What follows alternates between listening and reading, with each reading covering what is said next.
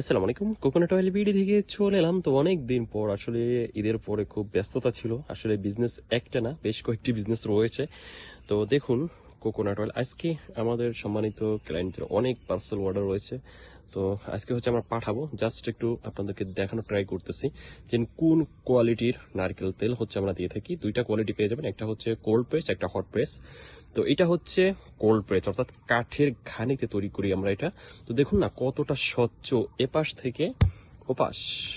এই দেখুন মজার ব্যাপার, আমার কাছে কিন্তু এখন অনেক চমৎকার আম রয়েছে। এই যে বুঝছেন, অনেক বড় বড় আম, আবার এই যে পিচ্ছি পিচ্ছি আম আছে। হ্যাঁ, আবার এই সাইডে দেখতে পাচ্ছেন এই যে ছোট ছোট আম।